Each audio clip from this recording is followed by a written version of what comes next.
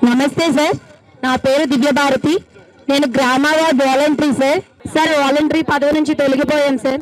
మీ హయాంలో మాకేమైనా ఉపాధి అవకాశాలు కల్పిస్తారని కోరుకుంటున్నాం సార్. గౌరవ ముఖ్యమంత్రి నారా చంద్రబాబు నాయుడు గారు చెప్పినట్టుగా వాలంటీర్స్ ని కొనసాగిస్తామని చెప్పాం కదా.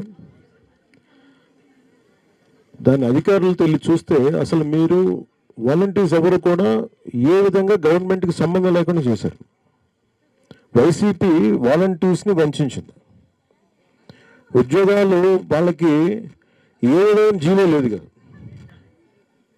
ఏ విధమైన జీవో ఇవ్వలేదు మీకు. తిరిగి ఇప్పుడు మనం ప్రభుత్వం మీకు ఒక పర్మిషన్ ఇచ్చి, గత ప్రభుత్వం ఇది అఫీషియల్గా ఇది ఇస్తే వాళ్ళు చాలా వంచనతో చేశారు. సో తిరిగి ఇప్పుడు తీసుకొద్దామంటే అసలు దానికి సంబంధించిన ఏ విధమైన పేపర్ వర్క్ లేదు, ఏ విధమైన పేపర్ వర్క్ లేదు. అదే మన నారా లోకేష్ గారు, గౌరవ మంత్రి నారా లోకేష్ గారు కూడా మేము అందరూ మాట్లాడుకుంటాం అంటే క్యాబినెట్లో ఇది ప్రస్తావనకు వచ్చింది. నేను 2-3 సార్లు ప్రస్తావించాను. ప్రస్తావిస్తేనే అసలు కూర్చోబెట్టి ఏ జీవో అసలు మీరు ఇలా అధికారికంగా ఉన్నారనేది ఎక్కడ అసలు దానికి దాఖలు లేవు.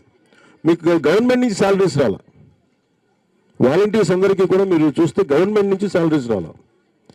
ఇది గవర్నమెంట్ ఉద్యోగాలలాగా మీకు మిమ్మల్ని భ్రమింపజేసి గవర్నమెంట్ ఉద్యోగాలు లేదు. అది లోపలికి వచ్చాక మాకు అర్థమైంది అసలు గవర్నమెంట్ ఉద్యోగాలే కాదు ఇది. వాళ్ళు ఏం చెప్పారు, ప్రభుత్వ ఉద్యోగాలు కాదు అవి. సో అందుకని దానికి ఏం చేయాలి, ఎలా చేయాలి అనేది ఒకసారి మన అధికారులతో మాట్లాడుతాను. అసలు గవర్నమెంట్ ఉద్యోగాలు కాని వాటికి ఎట్లా చేయాలి ఏంటి అనేది ఇది ఒకసారి గత ప్రభుత్వం చేసిన తప్పు. కానీ వీటన్నిటికీ మించి మీరు బీఈడీ చదివారా, మీరమ్మా డిగ్రీ చేశారా?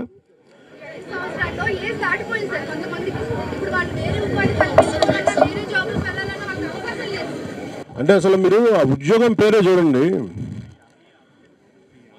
వాలంటీర్ అంటేనే ఇష్టంగా రావడం, అంతేగాని దాని వెనక మీరు అప్పుడు ప్రభుత్వం పెట్టినప్పుడు చాలా తెలివిగా పెట్టారు.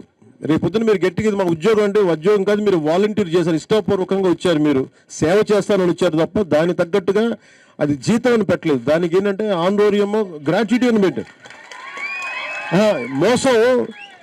మోసం ఎలా చేస్తారంటే వాలంటీర్ అంటే ఇప్పుడు కలెక్టర్ గారు ఉన్నారు, ప్రిన్సిపల్ సెక్రటరీ, ఇవన్నీ ప్రాపర్ పేర్లు ఉంటాయి వీటికి. క్లాస్ 4 ఎంప్లాయో, క్లాస్ 3 ఎంప్లాయో, దీనికి ఏమీ లేదు. వాలంటీర్కి నేను ఇష్టపడి రెడ్ క్రాస్ వాలంటీర్స్ ఎలాగో విలేజ్ వాలంటీర్స్, విలేజ్ బాగు కోసం మేము వస్తాం, దానికి గౌరవార్థం మేము మీకు కొంత డబ్బిస్తాం. అది కూడా ఎలాగా వాళ్ళ ఇష్టానికి. అది కూడా ప్రభుత్వంలో ఫైనాన్స్ శాఖలో ఎక్కడ కూడా దీనికి ఒక హెడ్ ఉంటుంది, దానికి ఏం కేటాయించలేదు దానికి. సో చాలా తెలివిగా ఉద్యోగాలు ఇచ్చినట్టుగా ఇచ్చి ఒకలాగా మనకి చదువుకున్న యువతని వంచారు. సో ఇప్పుడు తిరిగి మొన్న క్యాబినెట్లో మాట్లాడుతూ ఉంటే ఏ విధంగా మన ప్రిన్సిపల్ సెక్రటరీ గారు, చాలామంది ఆర్థిక శాఖ నుంచి అందరూ కూర్చున్నా కానీ ఎటు చూసినా అసలు కనిపించట్లేదు. అది ఏ హెడ్ కింద ఇచ్చారంటే ఎలా ఇచ్చారో ఎవరికి తెలియట్లా. అంటే 25,000 కోట్లు అడ్డగోలుగా ఎలాగ వాళ్ళు సారాద వ్యాపారం దోచేశారు, 1,00,000 కోట్ల పైన అంటున్నారు. బట్ యాజ్ ఆన్ ఇప్పుడు నాకు 2 నెలల క్రితం కనుకుంటే 25,000 అడ్డగోలుగా దోచేశారని, 25,000 కోట్లు మీరు ఊహించుకోండి. సో ఇట్లాంటివన్నీ మనం సవరణలు చేసుకుంటూ వస్తున్నాం. ఖచ్చితంగా వాలంటీర్స్ మీరు జీవితాలు బాగుండాలని మనస్ఫూర్తిగా కోరుకున్నాము. దాని తగ్గ నేను ఎదుగుతాము.